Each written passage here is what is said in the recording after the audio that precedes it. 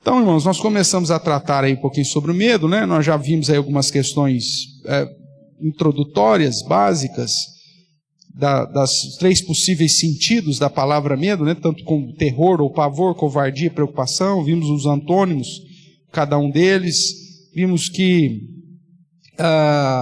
o termo fobia, que é o mais usado hoje pela psicologia, na verdade nada mais é do que a expressão do termo medo no grego, né? Phobos, da onde sai fobia, né? Que é esse temor ou terror, e que também esse pavor, esse terror e tudo mais, mesmo que te conduza às crises, não existe um tratamento para o medo, existe um tratamento para te tirar da crise. O tratamento que a Bíblia nos apresenta vão partir para duas linhas, né? Essa questão da confiança, da fé, e a questão do amor, é o que nós vamos trabalhar um pouquinho mais hoje, né? Então nós temos aí um outro tratamento proposto pelas Escrituras. Então, nós vimos alguns textos bíblicos que mostram que o medo e a preocupação revela uma vida orientada para o nosso próprio eu, né? Na verdade, nós temos medo porque nós não queremos sofrer, nós não queremos fracassar, nós não queremos passar fome, nós não queremos sentir nenhum tipo de angústia, não queremos sermos passados para trás, né? Então eu tenho medo que o outro tenha sucesso que eu não tenha, eu tenho medo de não ser reconhecido, e aí vamos gerando uma série de coisas, mas todo medo em si passa pela exaltação do eu, né? Então, seja lá, por eu não querer sofrer, não querer fracassar, não querer passar necessidade, não querer perder, né? Ou não ser reconhecido, tudo isso acaba me conduzindo a essa prática do medo. E tem gente que chega num estado, que aí, né, de pavor, de pânico, que já não quer viver porque tem medo de viver, né? Tem medo das situações normais da vida, né? O fracasso faz parte da vida, ser vice-campeão no campeonato faz parte da vida, ser rebaixado, né, no campeonato também faz parte da vida, ou seja, falir, eu perdi tudo, faz parte da vida, você não vai ser o primeiro nem vai ser o último. Então são situações que acontecem, mas a vergonha, o medo, a culpa, né, acabam, que são as consequências que nós temos aprendido, que vem lá com Adão desde de Gênesis 3, acaba nos conduzindo aí para uma vida de escravidão, sem alegria, de tristeza, de fuga, né? De fugir de responsabilidade, de fugir de práticas, muitas vezes, como uma consequência, na verdade, do medo. Lembra lá que quando ele teve medo, ele se esconde, né? Adão e Eva, por entre as árvores do jardim, ao ouvir a voz do Senhor. E muita gente, ao ouvir a voz da consciência, acaba fugindo da vida, fugindo da responsabilidade, fugindo de tudo, ou simplesmente pulando fora da responsabilidade, para não correr o risco de sofrer ou de fracassar, né? E aí se afunda junto com a ansiedade, com a depressão, com o pânico, e se esquece de que nós somos criados com um objetivo claro, né? Que os nossos catecismos deixam bastante claro desde a primeira questão, que o fim principal do homem é glorificar a Deus, né? Lógico que gozá-lo para sempre, mas a ideia aqui, como responsabilidade, é glorificar a Deus. Então, o jeito que eu vivo, o jeito que eu ando, as prioridades que eu coloco na minha vida, o modo como eu lido com o fracassar, tudo isso pode ser instrumento para glorificar o nome de Deus, né? Eu não glorifico a Deus somente quando eu tenho sucesso. Eu glorifico a Deus quando eu me porto de modo honrado no fracasso, na derrota. Não tem problema nenhum, né? Sabendo que isso serve até de combustível para que eu me prepare melhor, para que eu estude mais, para que eu analise melhor os contextos, para que eu possa obter um sucesso ou a vitória no futuro. Vou glorificar a Deus, né? E não entrar num uma situação aí de fuga da procrastinação, né? Então, o medo procrastina e me faz fugir das responsabilidades, né? Nós vimos isso num desses slides aí que falamos. Então, quando você vive para agradar a si mesmo, as circunstâncias que Deus planeja para ensiná-lo a confiar nele e a ser obediente resultam em tentações que levam ao medo e à preocupação, vai dizer Broger no seu livro. Vimos também que, pela perspectiva bíblica, a única coisa que eu devo verdadeiramente temer é Deus, né? Só Ele é alvo do meu temor. Então você deve confiar na soberania de Deus, mesmo quando coisas ruins acontecem. E aí nós vimos aí vários exemplos, em especial citando Jó, que reconhece que nenhum dos preceitos de Deus são frustrados, o plano de Deus é cumprido. Então, mesmo quando situações adversas acontecem na nossa vida, nós precisamos confiar que Deus está no controle, né? Agora, o que a Bíblia diz? Então, entrando na aula de hoje propriamente, né? Vamos caminhar aí então um pouquinho. O primeiro texto que eu quero, antes de entrar no slide propriamente, é aquele texto que nós mencionamos aqui na reunião de oração há pouco. Eu convido você a abrir novamente lá, que é Marcos, capítulo de número 4, do verso 35 a 41, que é quando Jesus acalma uma tempestade, um vento impetuoso. Eles estavam no barco, Jesus dormindo na popa. O texto ainda diz que num travesseiro, o barco cheio de água, né? Imagine a situação inusitada. Os discípulos, segundo o texto, possuídos de grande temor, aqui chamado de tímidos, né? Com timidez. Lembrando que o termo aqui aponta aqui para o mesmo radical, mas essa timidez aqui não é aquilo que a gente costuma utilizar. O contexto é medo mesmo, grande temor. E aí você tem aí o verso 40, Jesus, depois que foi despertado pelos discípulos, né, que o Senhor não se importa que nós morremos ou que pereçamos. Então aí Jesus pega, olha para eles, depois de acalmar o vento e fazê-lo emudecer, e vem a grande bonança. Então o Senhor olha para eles e fala, verso 40, então lhes disse, por que sois assim tímidos? E aí, como nós vimos, né, na tradução da NVI, tá? Por que vocês estão com tanto medo, com grande temor, né? Como é que não tendes fé? Porventura não chegastes à fé? Então, você vê que a Bíblia vai apresentar o medo, esse medo fora de controle aqui, de um pavor imenso, como sendo a falta de fé, né? Algo que precisa ser completado. Uma fé na ciência de que o Senhor é o Deus soberano, que inclusive é aquele que tem poder para emudecer os ventos, acalmar qualquer tempestade, né? E aí nós vemos aqui até Marcos fazendo um jogo que depois no 41 nós vemos que o temor, esse grande temor no verso 41, agora é aplicado da maneira correta, né? Que é o temor do poder de Deus. E isso a gente tem que temer, né? Então o verso 42, eles possuídos de grande temor diziam uns aos outros, quem é este que até o vento e o mar lhe obedecem? Então veja, o temor a Deus, tudo bem. Agora o temor das circunstâncias que nos colocam em impotência, Jesus nos confronta. Você vê que Jesus não traz aqui uma palavra de alento para eles. Não, pessoal, fica tranquilo, eu estou no barco. Não. Há um confronto de uma prática. Por que vocês estão tímidos assim? Por que vocês estão com grande medo? Vocês não têm fé? Então, há uma confrontação da prática para mostrar que esse medo fora da realidade é algo que o próprio Deus confronta. Não está dentro da normalidade. E o que Ele espera de nós é que nós confiemos no seu poder. Tudo bem até aqui? Então, uma das coisas que a Bíblia diz é que o medo está em oposição a essa falta de fé, ou esse entendimento a respeito da fé. Tá bom?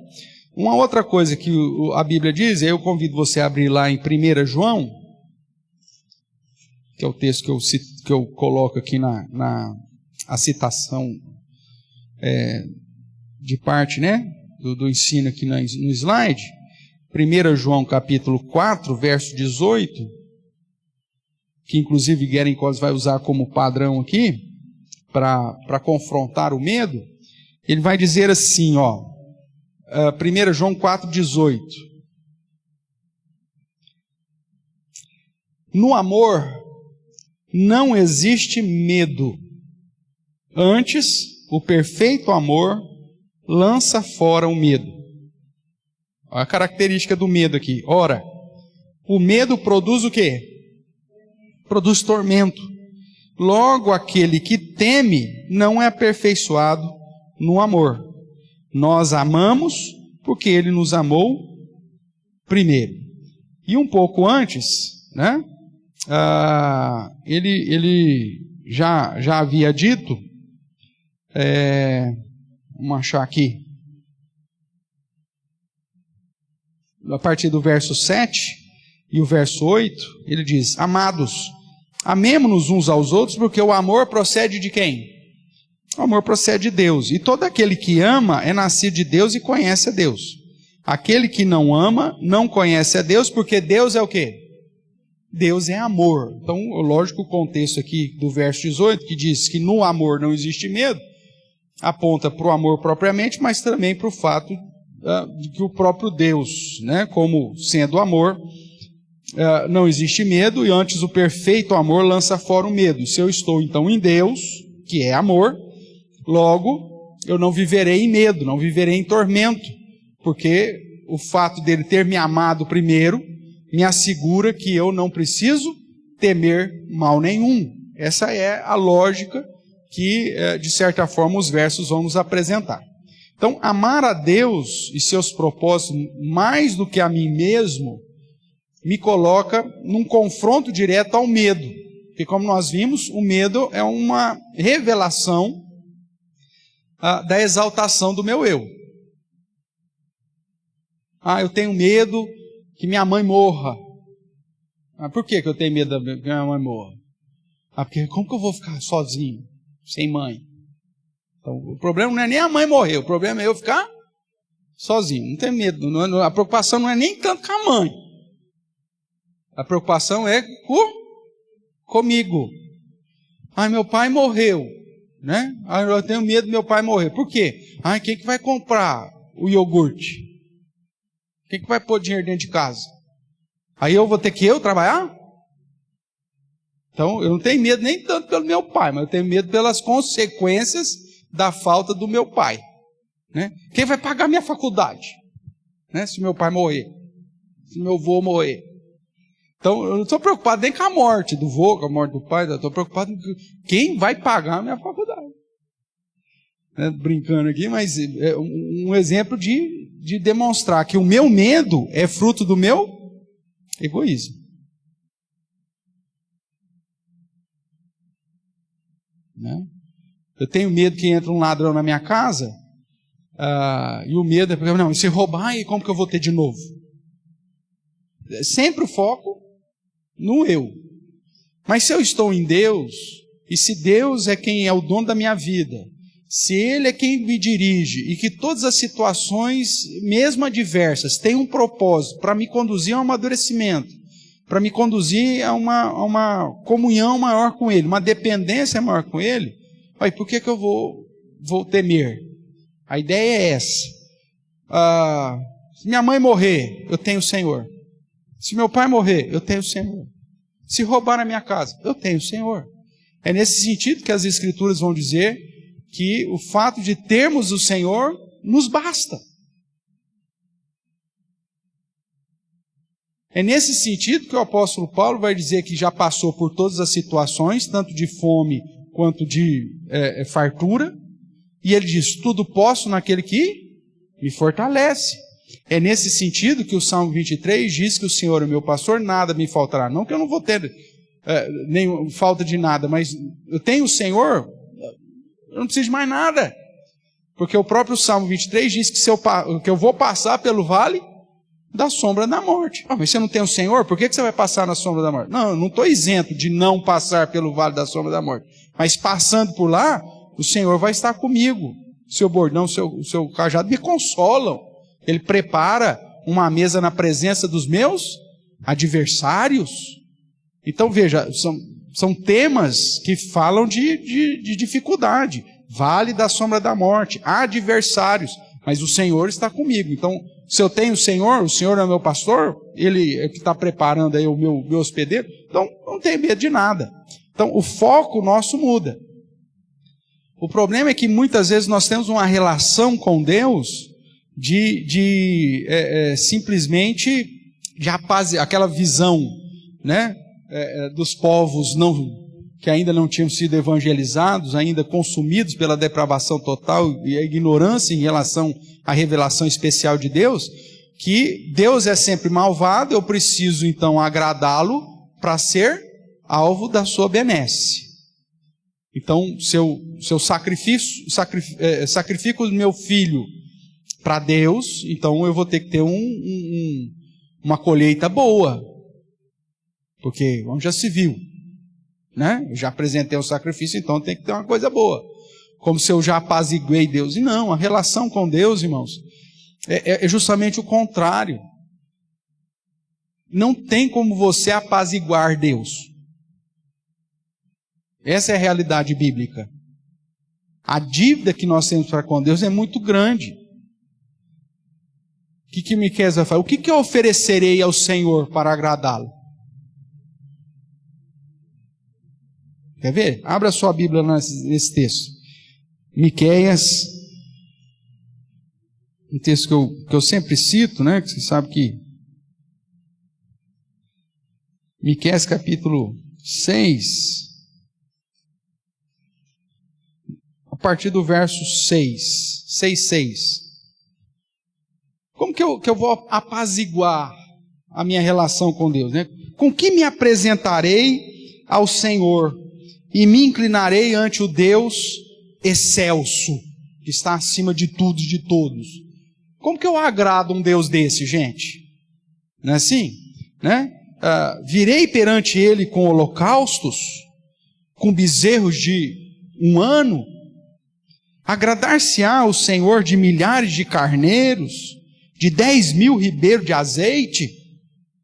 Darei o meu filho, o meu primogênito, pela minha transgressão, o fruto do meu corpo pelo pecado da minha alma?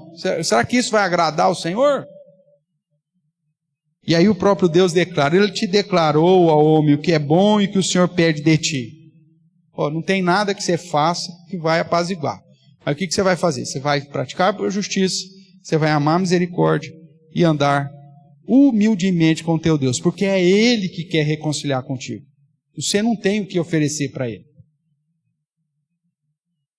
É isso que o profeta Isaías vai dizer no seu livro, principalmente dos capítulos 40 até fim, dessa ideia que é Deus quem vem, é Ele que se faz ser achado. Mesmo Ele exigindo, buscar-me-eis e me achareis, quando buscar de todo o coração, Ele diz: eu sou Deus que me deixa ser achado. Os profetas, tanto Jeremias, Ezequiel, também vão seguir na mesma linha. Então, a ideia, irmãos, não tem nada que você faça que você vai apaziguar a Deus. Não é uma questão de mérito. Então, eu faço isso para Deus, aí eu não vou precisar temê-lo, porque Ele está apaziguado. Não. Ele já te amou quando você era pecador, vai dizer Romanos capítulo 8. Porque Deus prova o seu amor para conosco pelo fato de ter Cristo morrido por nós, quando nós ainda éramos pecadores, quando ainda éramos inimigos. Agora, dentro dessa postura de amor deste Deus que nos alcança, existem propósitos mesmo nas situações adversas. O problema é que o nosso senso comum, que é firmado nessa ideia meritória, acontece alguma situação difícil, a gente sempre coloca: o que eu fiz de errado? Essa pergunta não cabe, porque se você perguntar o que você fez de errado, a lista é infinita. O que eu fiz de errado? Tudo. Você nasceu pecado. Você peca por pensamento, você peca por palavra, você peca por ação, você peca por omissão, você peca quando você deixa de fazer o que deveria fazer, o bem que você deveria fazer você não fez. O que diz Tiago? Quem sabe o que tem que fazer e não faz o que deve fazer, com isso, peca. Ou seja, então, por que aconteceu isso com a minha vida? A gente tem essa tendência, e não é só de agora, isso é a humanidade inteira. Você pega nos dias de Jesus, né? Nascia lá um menino cego. Quem pecou? Quem pecou? Foi o pai? Foi ele no próprio ventre? E naquele caso específico, Jesus fala, nem uma coisa nem outra. É para manifestar a glória de Deus. Então você não tem que ter medo. Porque se você entende que Ele te amou primeiro, você não tem que fazer nada para ser alvo do amor dele. Ele te amou primeiro, não foi isso que nós lemos lá em 1 João agora? E nós amamos porque Ele nos amou primeiro. Então, Ele nos amou primeiro. Então, tudo o que acontecer de bom e tudo o que acontecer de não tão bom na nossa perspectiva, tem um propósito. E é por isso que eu não preciso temer. Porque eu já sou alvo do amor dele. Mesmo que a mãe morre, o meu pai morre, o meu avô, tal, e agora, como que eu vou fazer? Deus vai dar outro direcionamento para você. Afinal de contas, irmãos, isso acontece. Né? A gente pega, é interessante que o senso comum é algo assim, de tão interessante, chega a ser ridículo. Se uma pessoa boa fica doente, não falo de você, não falo de mim, vamos pegar alguém conhecido, porque nós somos tudo Zé Ruelo, então, né? Então não tem problema. Mas vamos lá. Reverendo Ronaldo Lidoro teve câncer recentemente. Aí as pessoas falam assim, Deus tem um propósito maravilhoso na vida dele. Tem um porquê. Porque o cara é um reverendo respeitado, gente boa, menino bom, né? Serve fiel ao Senhor, tarará. Então, maravilha. Aí se o seu vizinho é diagnosticado com câncer, fala, é miserável, isso é castigo. Isso é castigo. Porque ele maltratou a mulher dele a vida inteira aí, ó. Tá vendo? Mas qual que é a diferença do câncer de um e do câncer do outro? Nenhuma, meu amigo. Todos nós somos sujeitos a todas as coisas.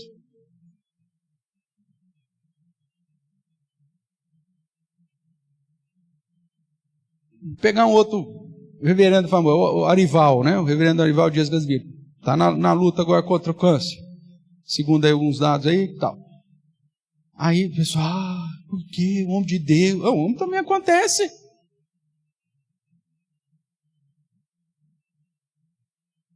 As situações adversas não vêm só para as pessoas comuns, irmãos. As pessoas que também são conhecidas e são fiéis a Deus também estão sujeitas às mesmas coisas. E isso não significa que Deus não os ama. Porque o amor de Deus já foi derramado antes. E isso não significa, né, que pelo fato deles terem recebido isso, que eles não precisam de arrependimento. Não é porque eles são reconhecidamente como homens de Deus que não carecem de arrependimento. Lá em Lucas, acho que Lucas 13, vamos confirmar aqui. Quando chegam para Jesus contando das histórias, das tragédias que aconteceram nos dias de Cristo, deixa eu ver se é 13 ou se é 18 aqui, eu sempre me confundo. Lucas 13, a morte dos galileus e a queda da torre de Siloé. Chego para Jesus e falo, Senhor, você ficou sabendo? Os galileus foram adorar no monte lá, e vieram os guardas lá e mataram todo mundo, misturou o sangue deles com o sangue das ofertas. O senhor viu que coisa? E Jesus fala, vocês acham que eles eram mais ou menos pecadores? Se os caras estavam adorando e morrer dessa forma, você acha que você não precisa se arrepender da mesma forma? Aí chega para Jesus e fala: e o senhor ficou sabendo? Saiu aqui agora. Caiu uma torre lá em Siloé, matou 18. Por isso que eu confundo com o verso do capítulo 18, né? Morreu 18. Aí Jesus: vocês acham que eles eram mais pecadores do que os demais habitantes de Jerusalém? Todos precisam de arrependimento. Quer ver? Veja aí o texto. Naquela mesma ocasião, chegando alguns, falavam a Jesus a respeito dos galileus, cujo sangue Pilatos misturaram com sacrifícios, e os mesmos realizavam. Ele, porém, nos disse: pensai que esses galileus eram mais pecadores do que todos os outros galileus, por terem padecido essas coisas? Não eram. Eu vou lá afirmo. Se, porém, não vos arrependerdes, todos igualmente perecereis. Ou cuidais que aqueles 18, sobre os quais desabou a torre de Siloé e os matou, eram mais culpados do que todos os outros habitantes de Jerusalém? Jesus fala: não eram. Eu vos afirmo. Mas se não vos arrependerdes, todos igualmente perecereis. Tem gente que fala assim: ai, fulano morreu como um passarinho, ai, porque ele era muito bom. Era tão pecador como qualquer outro. Aí o outro, uma escânia passou em cima da cabeça dele. Nossa, que morte horrenda! Ah, devia ser muito pecador. Jesus fala: não, meu amigo.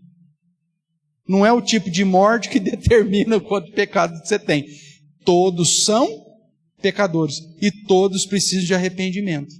As mortes mais terríveis, ou as doenças mais terríveis que todos nós estamos sujeitos a ter, não aponta absolutamente nada, senão que Deus tem um propósito. Seja na vida do crente, aquela pior doença que possa vir, vai gerar glória ao nome de Deus. Se vem no ímpio, o ímpio vai blasfemar, murmurar tanto contra Deus, que vai aumentar a própria brasa na cabeça dele. O que muda é como eu lido com o problema. Então eu não preciso ter medo do que pode acontecer. Eu preciso ter a consciência de que, se acontecer, como crente em Cristo, eu tenho que ter uma postura que glorifique a Ele. Ai, eu oro porque Deus me livre, pelo amor, eu morro de medo de morrer assim. Ai, eu já pedi para Deus. Tem gente que já decretou diante de Deus o jeito que quer morrer. Já viu assim? Ó Senhor, eu quero morrer e tem que ser das 3:30 às 4. Porque o Senhor sabe que se for antes, eu ainda estou meio... não dormi totalmente, então vai que eu sofra, né? Vai que eu sinto dor, então 3:30 eu já peguei no sono. E não pode ser depois das 4 que eu levanto para fazer xixi. Então então tem que ser nesse horário. E tem que ser dormindo, para eu não sofrer. Quem te fez pensar que você é Senhor da sua vida e que você é Senhor da sua morte? Se Deus, no planejamento dele, quer que você o glorifique tendo uma morte horrível, como foram essas mortes aqui dos galileus e dos 18 habitantes de Jerusalém, para Jesus usar justamente isso e dizer, todos os galileus e todos os habitantes de Jerusalém precisam se arrepender. Então, às vezes nós temos medo de uns negócios que não tem base para você ter medo.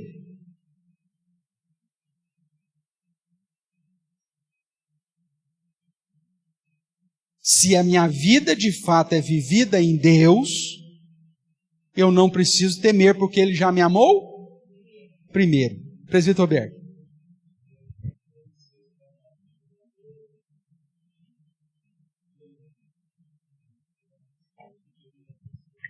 Aquietai-vos e sabei que eu sou Deus. Sou exaltado na terra. Né? O verso 2 do Salmo 46 vai dizer, não temeremos. Por quê? Porque o verso 1 diz, o Senhor é o meu refúgio e fortaleza. Então, se eu tenho uma intimidade com Deus, não tem porquê de eu temer. Ah, veio a pior doença sobre a minha vida. Tá, eu vou glorificar a Deus nela. E aqueles que vão, como os contemporâneos aqui, né? Que chegaram para Jesus, você viu o que aconteceu? Sempre vai ter. Porque ele julga os outros a partir dele mesmo. Então sempre vai ter gente falando, nossa, reverendo fulano está com câncer agora. Ah, deve ter feito alguma coisa. Sempre vai ter um tesoura para falar mal da vida dos outros. Agora, se eu estou com Deus, tendo a enfermidade ou não tendo, eu vou glorificá-lo. Não preciso temer o passar por aquela enfermidade. E se aquela enfermidade vai ser a que vai me levar? Afinal de contas, já disse aqui para vocês, nós temos que morrer de alguma coisa. Se nós não somos a última geração vai ver a volta de Cristo, para o céu você vai ter que morrer de alguma forma. Seja uma enfermidade, seja um acidente, seja velhice, alguma coisa tem que acontecer. Agora a questão é, eu vou glorificar, eu não preciso ter medo dessas situações. Porque o meu propósito é, independente delas, fazer o quê? Glorificar aquele que me amou primeiro. Por isso o amor lança fora o medo. Eu não preciso temer, porque eu sei que o amor de Deus me alcançou. O ímpio tem que ter medo das coisas. O crente não. Tudo bem até aqui, irmãos? Então, amar a Deus e os seus propósitos mais do que a mim mesmo é um padrão para eu vencer o medo. Amar o próximo como a mim mesmo é outro padrão para eu vencer o medo. Então, a Bíblia vai apresentar que a fé, como nós vimos lá em Marcos, quanto o amor, pautado no fato de que Deus é amor e que Ele me amou primeiro, são os elementos bíblicos para eu vencer o medo. Então, amor é a autodoação. O Adams vai dizer, né? Jay Adams. O amor é autodoação, enquanto o medo é o quê? Autoproteção. É a história lá. Eu não estou preocupado se a mãe vai morrer, o pai vai morrer. Eu estou preocupado com a consequência do fato de não ter mais o pai e de não ter mais a mãe. Então é autoproteção. Ai, não quero que você morra, viu, mãe? Não quero. Mas você não está preocupado com a mãe. Você está preocupado com a sua autoproteção. O medo produz isso. Agora o amor não. É doação. Eu vou aproveitar a minha mãe enquanto eu tenho ela, eu vou aproveitar o meu pai enquanto eu tenho, eu vou aproveitar a minha vida enquanto eu tenho. O médico chegou e falou, você tem 3 semanas de vida. Quanto tempo que eu tenho? 3 semanas de vida. São 3 semanas para eu fazer o quê? Glorificar a Deus. São 3 semanas. Agora a pessoa, quando tem um medo, o que ela faz nessas 3 semanas? Só tem 3 semanas. Aí ela morre com uma. Tamanha ansiedade que ela tem, não vive nem as 3. Morre com uma só. Não é assim que acontece? Porque medo é autoproteção. Amor é autodoação. Às vezes eu falo, parece meio insensível da minha parte, né? Tem gente que fala assim, por que você não foi na igreja? Ai, pastor, eu estava com a dor, né? Uma dor. Você não foi na igreja e continuou doendo em casa? Continuou, pastor. Então qual é o problema? Se dói lá, dói aqui. Você ficando lá, ouvindo aqui, vai doer do mesmo jeito? Vai. Então não é motivo para você falar que você não pode.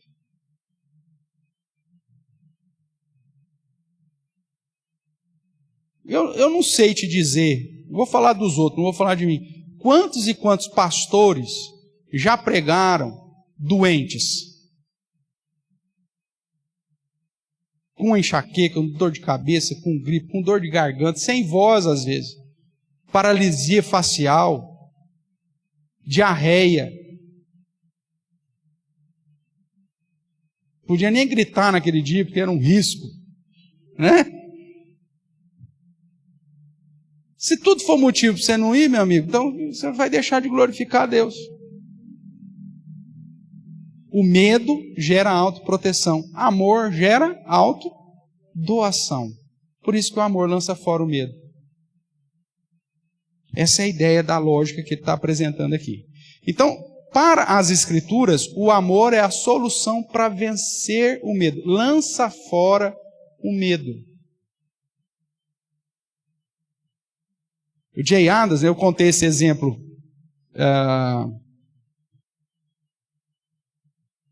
semana passada, do cara que tinha fobia de ponte. Lembra que eu falei? O cara atravessou porque os filhos tinham sofrido um acidente. Ele usa um outro exemplo, que é o exemplo da mãe. Ele diz assim, Jay Adams, né? Usa o exemplo de uma mãe que, por amor a seu filho, enfrenta qualquer fera para cuidar e proteger ele, mesmo que morra de medo de um ratinho. No dia normal, ela não pode ver um rato. Mas se vê um cachorro morder o filho dela, o que ela faz? Ela morde o cachorro. Ela sai e luta com o cachorro. Ela põe o cachorro para correr. Porque o amor lança fora o medo. Não, ele não tinha medo de rato e foi lutar com o cachorro? É, porque o amor lança fora o medo. É a outra história lá do cara que tinha medo de ponte, não atravessava as pontes, que tinha fobia da ponte cair. Os filhos sofreram um acidente, 2 pontes para frente, e o cara atravessou as 2 pontes, porque o amor lançou fora o medo. Essa é a lógica que o Jay Adams vai apresentar no livro. Então, e ele aplica assim, ó, o amor, ainda estou falando do livro de Jay Adams, né, o conselheiro, não lembro agora qual que é. Ele diz, o amor amadurecido, portanto, capacita o crente a esperar confiadamente a morte física, ou a volta de Cristo, com alegria e expectação. Mediante essa fé, por isso que ele fala, o amor e fé, né? Mediante essa fé, os crentes têm enfrentado destemidamente a leões, a fogueiras e a toda espécie de dificuldade e privação. E aí ele cita os heróis da fé lá de Hebreus 11, foi cerrados no meio, outros foram queimados vivos, outros foram lançados às feras. Por que os cristãos suportavam e passavam por cima desses medos? Porque tinham fé e tinham amor. Então a Bíblia vai apresentar a fé e o amor como o remédio para lançar fora o medo. A confrontação que Cristo faz com os discípulos e o próprio ensino do apóstolo João. Vamos ver esses textos rapidamente aí, irmãos. Romanos 8. Romanos capítulo 8, verso 15.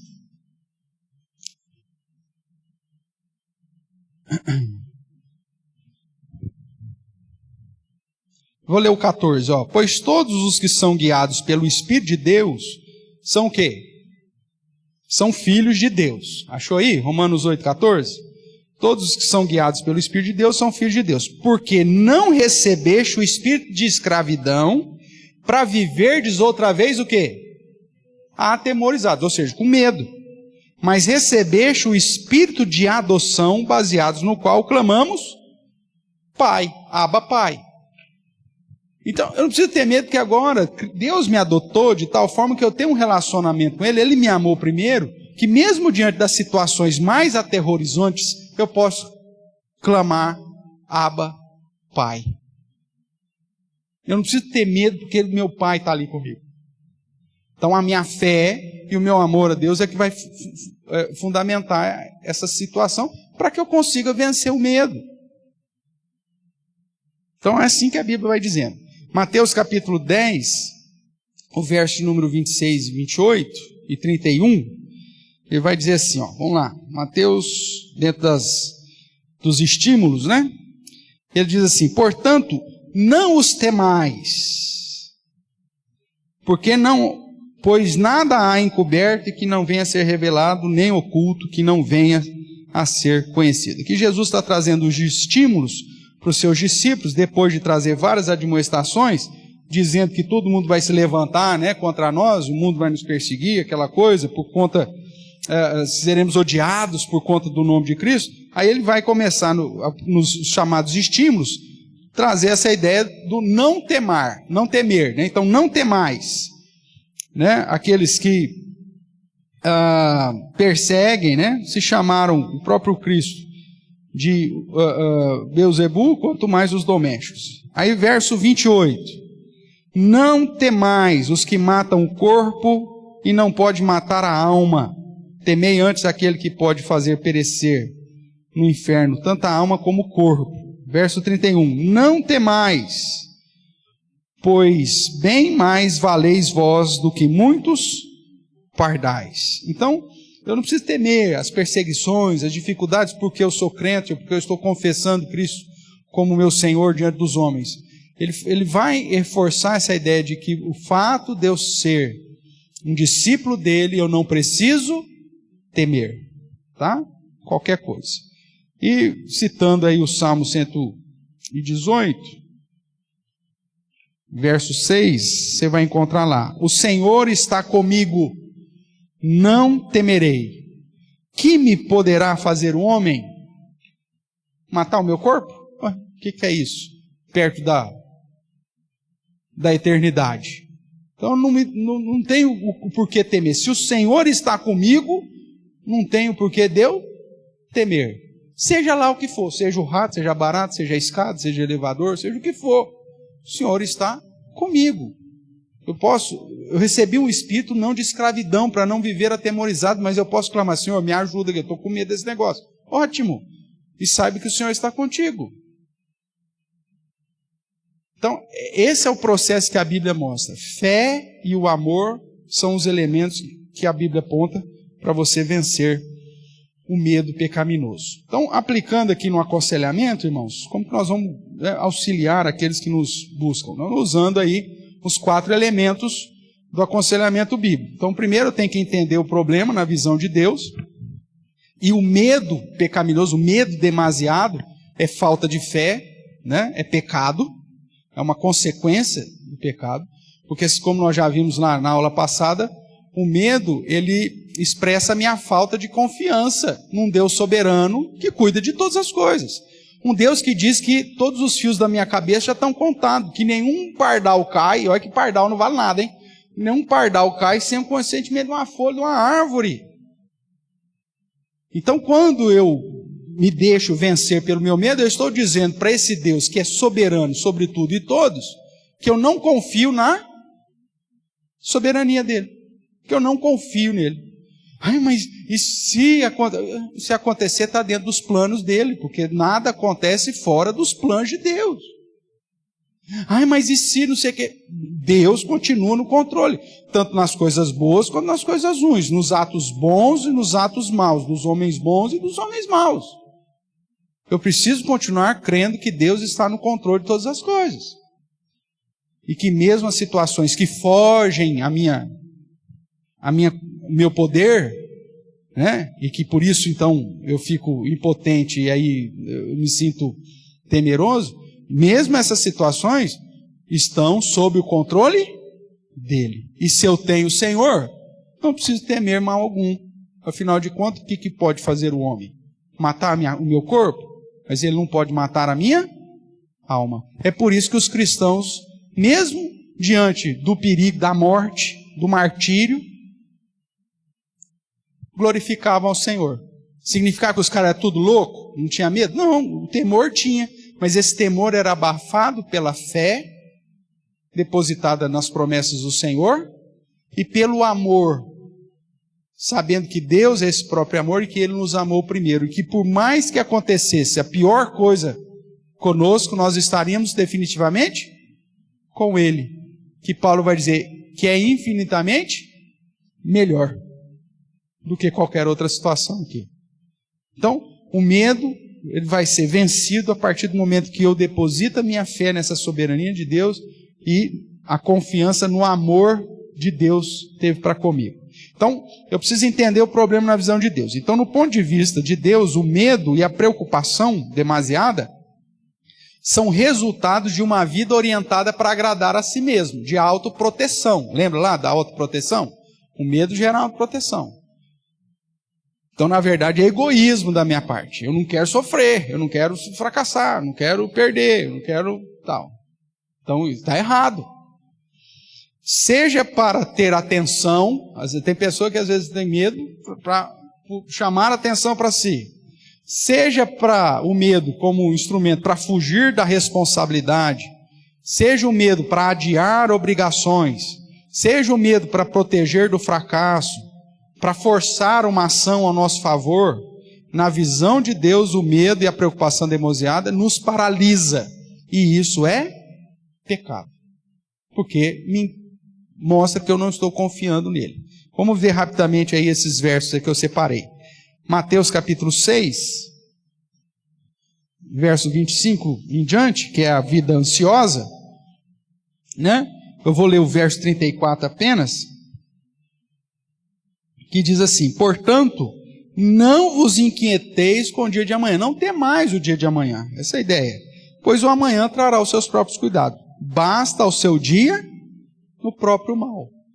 Tem gente que, ai pastor, mas e se amanhã chover? Ai, e se amanhã acontecer isso? A preocupação demasiado com o dia de amanhã. Não tenha medo do amanhã, você não sabe nem se você vai estar vivo amanhã, por que você vai ficar preocupado com amanhã? Irmãos, a morte está a 1 segundo de distância de nós.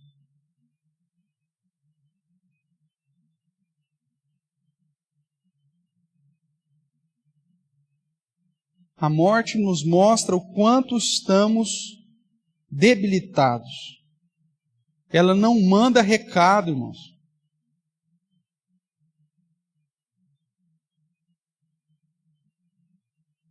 Né? Permita-me, presbítero Márcio, que está de luto ainda, né, pelo passamento do Marcos Rogério. Eu não sei, vocês tinham encontrado de manhã? No abrir da loja? Um dia normal, irmãos. Vai lá, abre a loja. Conversa com os vizinhos, funcionários, pessoal que aparece lá, tarará.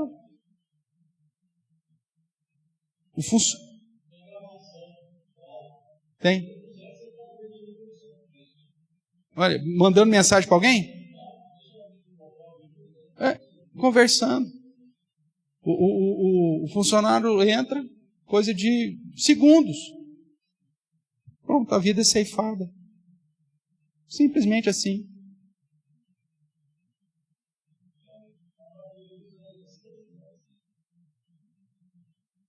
Então, o que acontece? Como que eu vou me inquietar com o dia de amanhã? Eu não sei nem se eu vou estar vivo. Por que eu vou ter medo? Eu preciso depositar minha confiança naquele que é Senhor de tudo e de todos, que é a fonte de todo e qualquer suprimento. Lucas 12, ele vai nos dizer assim. Lucas 12, 4. Digo-vos, pois, amigos meus, não temais os que matam o corpo, e depois disso, nada mais pode fazer. E porém vos mostrarei a quem deveis temer. Temerei aquele que depois de matar tem poder para lançar no inferno. Sim, digo-vos, a esse deveis temer. Eu tenho que temer a Deus, irmãos. E se Deus manda eu não me inquietar e não ter medo de nenhuma outra coisa, eu preciso temê-lo nesse sentido. Porque se eu continuar alimentando o meu medo em outras coisas que Deus diz para que eu não tenha medo, eu estou desprezando o meu temor para Deus e exaltando o meu medo para aquilo que é o alvo do meu temor. Isso é um confronto a Deus. Por isso que é pecado. Se Deus diz para eu não temer, o que eu tenho que fazer? Não temer. Se Ele diz que vai estar comigo, que eu não me inquietar para o dia de amanhã, por mais preocupação que o meu pecado tenta trazer para o meu coração, qual que é a minha postura?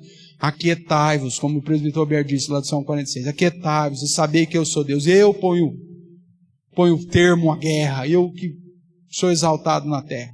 Aquietai-vos. Então, essa é a ideia. Se Deus manda eu não temer e eu estou temendo, então eu estou confrontando com o parecer de Deus. Esse é o problema na visão de Deus. Quando eu estou vivendo um medo, um pânico, algo que me paralisa, eu estou dizendo, eu não confio que Deus pode me proteger. Eu não confio que as promessas de Deus podem ser aplicadas sobre a minha vida. Eu não confio que esse Deus que diz que é o Deus Todo-Poderoso, de fato é Todo-Poderoso. Deve ser um Deus miserável. Então é um confronto. Eu preciso lutar contra o meu medo, e eu vou lutar com o meu medo aumentando a minha fé e aumentando o meu amor. É assim que a Bíblia vai apresentar. 1 de Pedro,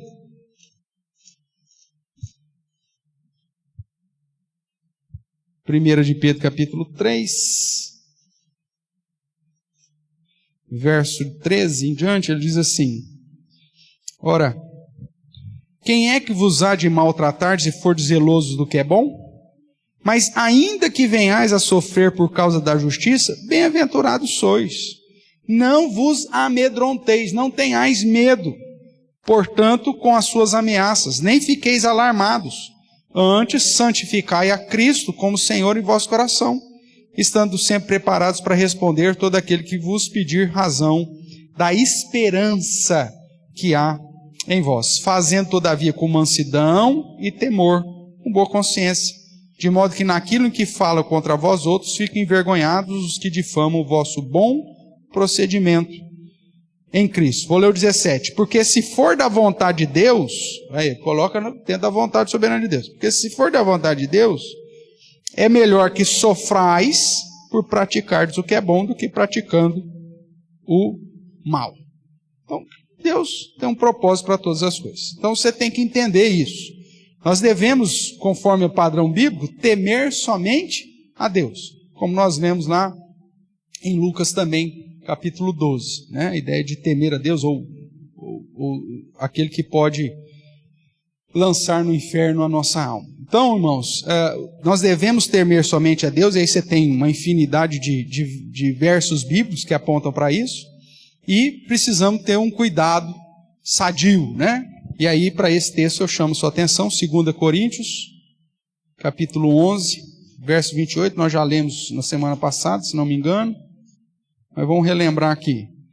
Então, 2 Coríntios 11, 28 diz: além das coisas exteriores, há o que pesa sobre mim diariamente, a preocupação com todas as igrejas. Então, esse cuidado sadio, o próprio Paulo teve.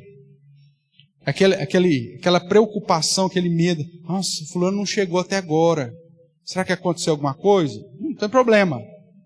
Né? Você vai ligar, vai querer saber o que é. Paulo tinha essa mesma preocupação com a igreja. Esse cuidado sadio, não tem problema. A questão é o temor, o medo pecaminoso, que me paralisa, que demonstra falta de confiança a Deus. Eu não estou falando que você não tem que esquentar com nada. Não é isso. A preocupação saudável, você vê aqui Paulo em 2 Coríntios 11, demonstrando em favor da igreja, em favor daquilo que é justo. Então, essa preocupação é saudável. Agora, o temor demasiado, obstinado, que me paralisa e que quebra a confiança em Deus, isso é condenado, e esse é o entendimento do problema. Então, quando você for tratar com o aconselhando, qual que é a situação dele? É uma preocupação normal do dia a dia? É um ponto. Não. É uma fobia. É um temor. É um pânico. É um negócio que está fora do padrão? Opa. Então, no entendimento de Deus, isso você está demonstrando falta de fé naquele que te amou primeiro. Então, isso você precisa ser deixado. Demonstra muito mais egoísmo da sua parte do que você imagina. Então esse é o primeiro ponto. Você vai ter que entender o problema na visão de Deus e fazer o seu aconselhando a chegar a esse entendimento. O segundo ponto aí, o segundo elemento aí dos 4 elementos do aconselhamento bíblico, você tem que trazer esperança. Então aqui você precisa encher o aconselhando da esperança bíblica. 2 Timóteo 1,7 diz que Deus não nos deu o espírito de timidez ou de medo. Nós já vimos que esse termo traduzido por timidez serve de medo, tanto lá com Jesus em Marcos 4, né? Quando ele fala, por que vocês estão tímidos? Ou seja, porque vocês estão com medo. Então timidez e medo são sinônimos aqui. Então Deus não nos deu o espírito de timidez ou de medo, mas de poder, de amor e de moderação, que é esse julgamento equilibrado, aquela sensatez. Lembra que nós falamos semana passada que um dos problemas do medo é a falta de senso. Né? Tem gente que faz cada coisa e tem medo de um negócio. Eu falo, não é possível. Tem medo de borboleta. Né? Mas o que a borboleta vai fazer com você? Nada, meu amigo. No máximo vai dar umas asadas na sua cara aí. O que vai produzir isso? Vai dar umas rasantes perto de você, mesmo porque o voo dela é meio doido. O que vai acontecer?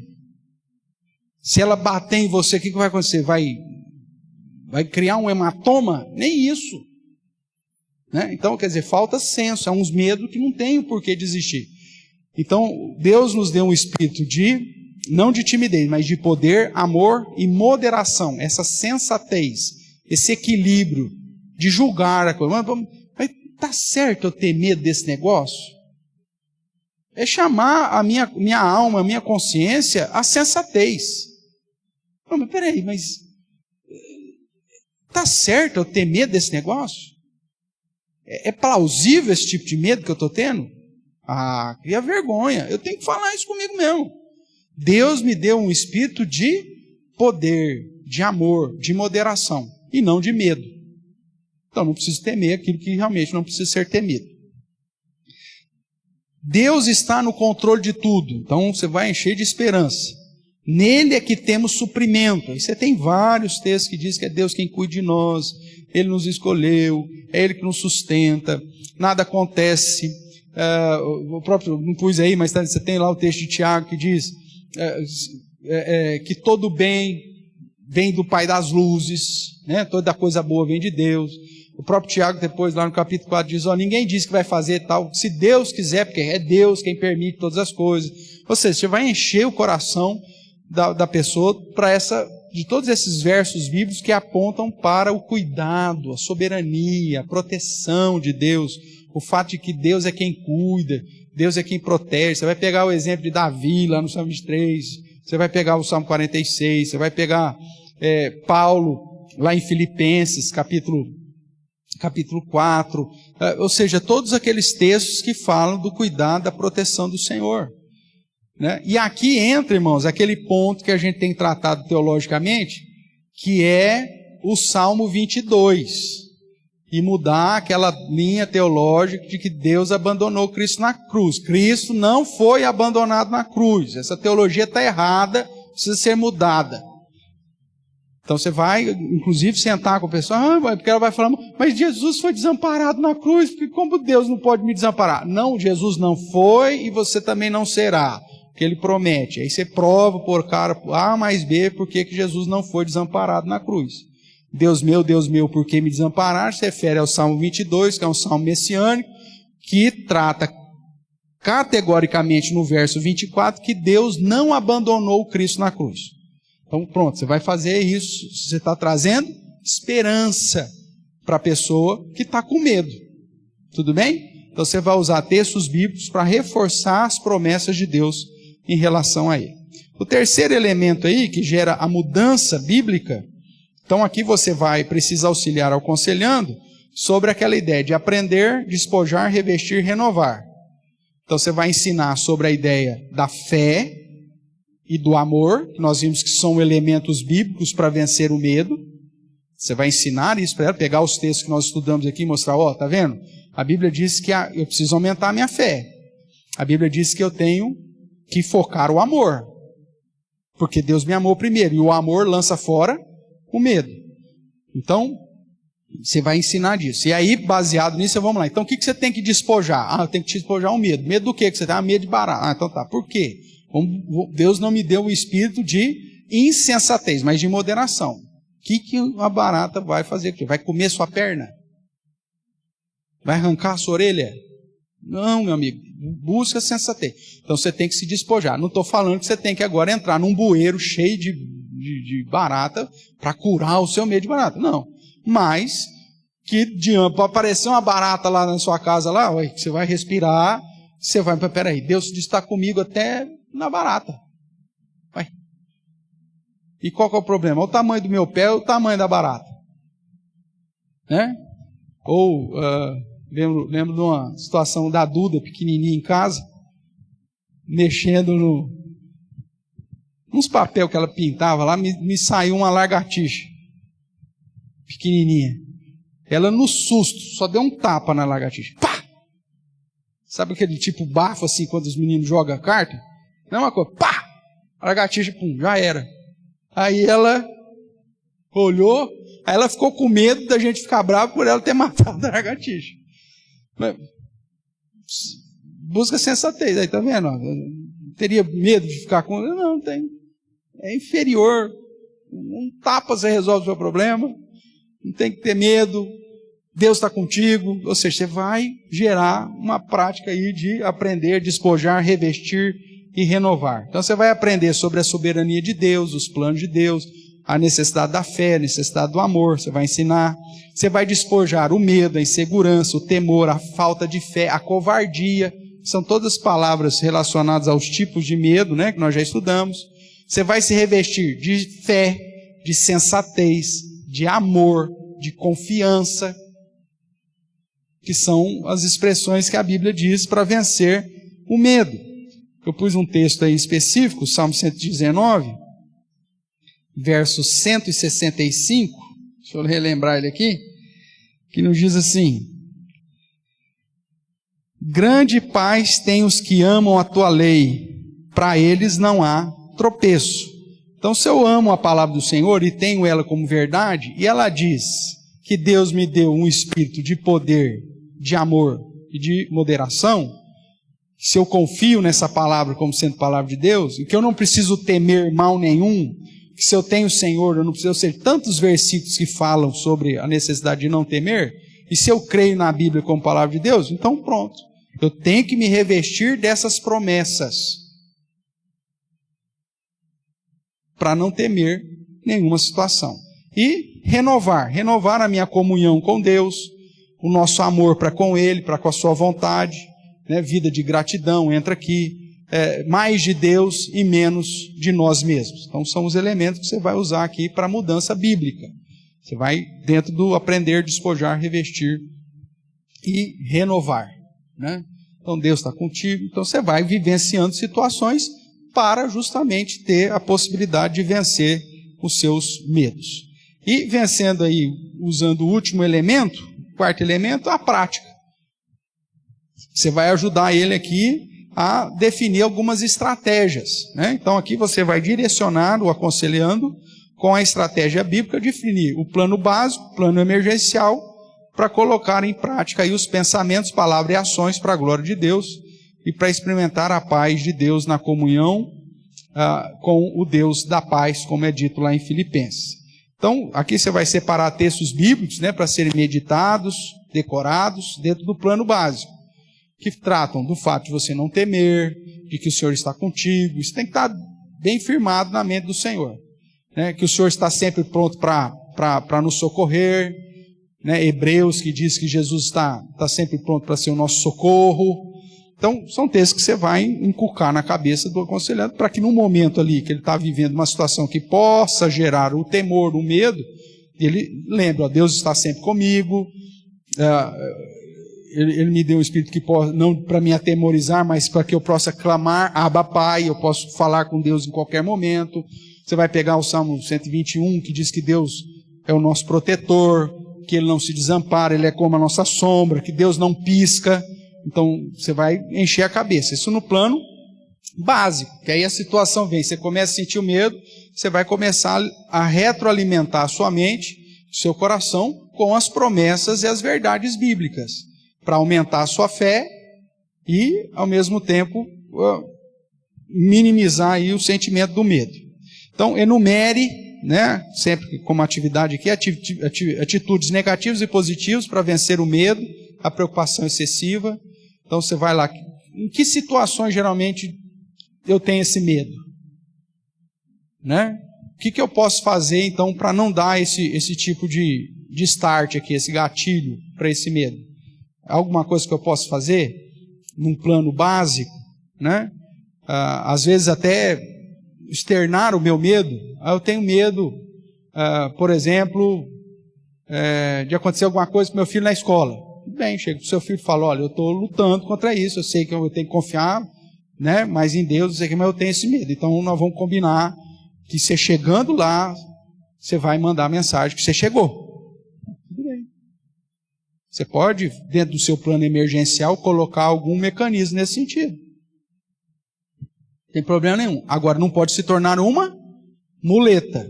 É um processo para você vencer o medo, ao ponto de saber, Deus está lá. E, independente do que acontecer, Deus é soberano. Porque se você for pensar em tantas coisas que podem acontecer, meu irmão, primeiro, você não tem filho. E segundo, você não manda ele para a escola nunca. Não é verdade? Se você for ficar enfatizando o que pode acontecer, os medos possíveis, você já fala, me leva amanhã, porque não dá para viver mais. Então, é um plano emergencial. Agora, ele não pode ser uma muleta, justamente porque você para de viver. Ainda nesse quarto ponto, né, vencendo aí o medo, a prática. Então, na elaboração do plano básico, você precisa mudar os seus pensamentos, palavras e ações. Então, às vezes a pessoa, aquilo que Filipenses diz, né, tudo que é bom, boa fama, virtude, se algum louvor existe, seja o que ocupe o vosso pensamento. Outros textos da palavra do Senhor diz, a boca fala, está cheio o coração. Então o cara só fala de, eu tenho medo, eu morro de medo, não sei o quê. O medo já está instalado lá. Você tem que mudar o seu pensamento, as suas palavras, as suas ações. Não estou falando de positivismo, tá? Isso não é Sheshnoe, teologia oriental, não é nada disso. Mas é justamente você ter um plano de não alimentar o seu medo. Se a pessoa fica, mas eu morro de medo, eu morro de medo, não sei o que, eu tenho medo. O que vai acontecer? Você vai ter medo, obviamente. Você está alimentando esse sentimento. Não estou falando, eu não sou negacionista, dizer, não, mas ela tem medo mesmo. Tá, mas não alimente isso. Procure mecanismos para colocar na sua cabeça de que Deus é soberano sobre todas as coisas para vencer esse medo. E aí você vai mudar o seu pensamento, vai pensar biblicamente, vai falar biblicamente, vai agir biblicamente. Então, nós precisamos pensar biblicamente, falar biblicamente, agir biblicamente. Então, conheça as situações que produzem medo ou preocupação. Tem situações que te colocam numa situação que te dá eu não sei explicar, mas estou com medo, tal. Começa a estudar. Que situação que permite? Quando os filhos saem de casa. Ou quando está chegando a saidinha. Né? Vai chegar aí Natal. Será que vai acabar com isso? Parece, né? Tomara que acabe, né? Vai acabar mesmo ou não? A saidinha dos presos. Não tem nada definido. Então, vai chegar o Natal porque eu tenho uma medida protetiva, o cara vai ser solto agora no Natal, e eu fico com medo. Tá, então você já sabe de situações dessas. Ótimo. Então, o que você vai fazer? Faz um cruzeiro no Natal, é uma ação bem planejada, porque você não corre o risco de encontrar o miserável. Pronto. Né? E vai para a Europa, é uma viagem para a Europa, olha que coisa linda, né? Se tem condições de fazer, faça. São mecanismos aí para você vencer aquela situação que coloca medo aí, tá? Vamos lá, elabore uma ação para gerar segurança e confiança. É a história que eu falei, você vai me ligar, ou, a criança é pequena e tal, você liga lá na diretora, fulano, como que o fulano está aí? Ele já tomou remédio? Explica lá para professor, para diretor, para secretária, fala dos seus temores, não tem problema. Eu posso te dar uma ligadinha, ou se me manda uma mensagem, você vai usar mecanismo, uma ação para gerar segurança. Até você vencer e diminuindo essa muleta aí para que não aconteça mais. Planeje ações que te prepararão para situações específicas. Eu sei que alguma situação que foge do meu controle me coloca em pânico. Tá. Então eu vou elaborar um plano de ação. Se acontecer determinada coisa, o que eu faço? Vou ligar para fulano. Vou chamar o Beltrano. Eu vou para casa. Ou seja, você vai ter que conhecer a situação que te produz. Você vai incentivar o aconselhando a fazer isso. Né? Tem gente que é extremamente estruturada, irmãos, que dependendo do momento que chega na casa, ou no trabalho, ou tal, acontece uma situação que acabou com a agenda dela, mudou o planejamento todinho, ela entra num pânico terrível que ela trava. Então o que você tem que fazer? Você, já no seu planejamento, você já tem que ter o plano, tem que ter o plano B. Já tem, se você é estruturado, então estruture. O plano A é esse aqui. Mas se acontecer determinada coisa, opa, já tenho isso aqui. Pronto. Então se você é estruturado, já estruture, inclusive o plano B e o C, se for o caso. Porque aí se acontecer, você vai ter lá um tempinho que você vai respirar fundo e falar, não, então o plano A não deu certo, porque nem tudo depende de você, né? Depende de terceiro. Então, o fulano faltou. Então tá, o fulano faltou, então qual que é o plano B se o fulano faltar? Ah, vou fazer tal e tal coisa. Vou chamar o Beltrano no lugar dele. Ótimo. Se o Beltrano furar, qual que é o meu plano C? Pronto, estrutura. Você vai planejar uma ação para te preparar para situações que te colocam em contexto de medo. E aí, você vai fazendo isso, com o tempo vai ser natural nesse plano aí que você vai traçar. E mantenha a vida de intimidade com Deus. Deus promete estar contigo. Então, ore sempre, busque a Deus. Lembre que a oração é um dos instrumentos que Deus usa para trazer paz ao nosso coração. Inclusive, cientificamente, isso já é comprovado. A oração, o meditar na palavra de Deus como mecanismo para tirar o medo, trazer paz para o meu coração. Então, coloque isso no seu dia a dia. Proponha-se a treinar habilidades e qualificações que te façam estar mais bem preparados para as situações. Não só a questão de traçar planos, né, como eu falei, mas de treinar isso. Se acontecer, então, como que eu vou fazer? O que que eu faço? O que que eu deixo? Para onde que eu vou? Para quem que eu ligo? Né? Quem que eu chamo? Então, você vai estruturar esse planejamento aí para facilitar a sua vida e vencer o seu medo. Isso no plano básico. No plano emergencial, então, considere aí algumas diretrizes. Chegou, todo o plano básico deu errado, não consegui e eu me enchi de medo. Então, plano emergencial, vou procurar um cantinho que eu vou orar. Né? Então, ore a Deus, peça ajuda. Relembre os versículos bíblicos-chave que foi dado para você decorar. Confronte a realidade e a sua confiança em Deus.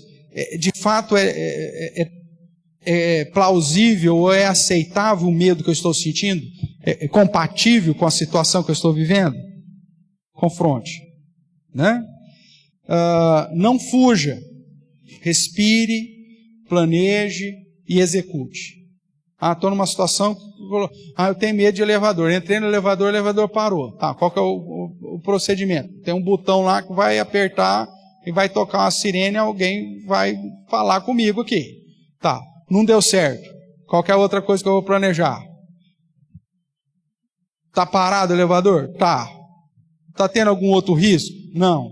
Tá pegando fogo? Não. Então, vou sentar, vou orar e vou esperar alguém abrir essa porta aí. Afinal de contas, alguém vai querer pegar, mesmo que ninguém se lembre de mim, alguém vai se lembrar de querer usar o elevador. Então, vou me acalmar nesse sentido e esperar que alguém venha abrir, né, o elevador. Mas não adianta você ficar lá arranhando a parede do elevador, não é nada sensato fazer um negócio desse, porque vai acabar com a sua unha, né? Você vai ficar doido e não vai resolver o seu problema. Então, respire, planeje, olhe, observe. Lembre, Deus está contigo. Então, questões emergenciais. E quando for possível, peça ajuda para outros. Eu não estou bem, não tem um copo d'água? Você pode ligar para tal pessoa, porque a pessoa está com tanto medo que ela não consegue nem teclar, né? Chamar. Então, peça ajuda para alguém. Coloque lá no seu plano lá do celular, sempre tem lá os telefones emergenciais. Você já fez isso no seu telefone? Se você não fez, faça. Mesmo que você não tenha medo de nada, isso é importante. Mas depois acontece um acidente, a pessoa vem, coloca lá só no plano emergencial, só vai aparecer aqueles contatos que você já disponibilizou para ser chamado no caso de emergência médica. Então registra lá, todo celular tem, tá? Então vai lá e coloque a sua chamada emergencial. É um plano. Aproveite as circunstâncias como oportunidade para crescer e glorificar a Deus e edificar o próximo. Não se esqueça que em todas as situações você tem que glorificar a Deus. Pense, fale e haja biblicamente E, se for recorrente, procure de novo auxílio bíblico, né? Aconselhamento bíblico, pessoas para te auxiliar a vencer aquele determinado medo. O aconselhamento bíblico, né, concluindo, irmãos, como um instrumento aí poderoso, determinado pela própria Bíblia, para mútua cooperação e para nos auxiliar. Não tem problema você ter medo. O problema é você permanecer uma vida inteira com medo, né? Desprezando a soberania do Senhor. Então, a vida cristã, ela pode ser vivida plenamente em todas as áreas e conduzir-nos a experimentar das promessas que Deus tem para nós, de modo a viver uma vida abundante, cheia de paz e feliz, mesmo na realidade do mundo caído. É isso que nos impulsiona a prática do aconselhamento bíblico. Tá bom? Assim a gente termina então aqui os princípios a respeito do medo. Semana que vem nós teremos o culto, né? Então, apesar de estar falando aí, semana que vem nós vamos continuar tratando. Na verdade, semana que vem a gente dá uma pausa, que é o culto de ações de graças, mas aí na outra semana, ainda tratando das questões pessoais, nós vamos falar dos vícios, né? Que algumas escolas de aconselhamento bíblico chamam de pecados escravizadores. A pessoa não consegue deixar. Pornografia, jogos, cigarro, bebida, vícios, tá? Não só perspectiva aí, talvez você pense em vício, bebida, cigarro, drogas, mas nós estamos aqui, todos os pecados escravizadores. Então, a questão da pornografia, a questão dos jogos, que é um problema contemporâneo, né? Que agora com a liberação aí das bets, as casas de apostas, né? Está destruindo gente pra caramba aí, colocando um monte de gente na pindaíba, já estava na preta, agora ficou no roxo, né? A gente pega o salário inteiro e coloca lá. O negócio está tão sério, que eu vi essa semana, não sei se já passou, se já determinou, se foi medida provisória, não sei, que o governo colocou para a Caixa Econômica Federal se virar, não sei como que ela vai fazer, mas para blindar o uso da Bolsa Família, para que o dinheiro não seja usado em casas de apostas. O pessoal vai lá, pega a Bolsa Família, seja lá qualquer ajuda que vem do governo, e aposta. São pecados escravizadores, tá? Então, sem ser a semana que vem, na outra a gente começa a tratar disso. Como ajudar essas pessoas que estão escravizadas por algum tipo de vício. Que você vai ver que todos eles, na verdade, estão pautados no pecado do egoísmo, né? Uma solução fácil, muitas vezes, uma fuga fácil. E aí nós vamos ver como que a Bíblia nos auxilia para ajudar essas pessoas a vencerem essas práticas, esses vícios, esses pecados escravizadores. Ok?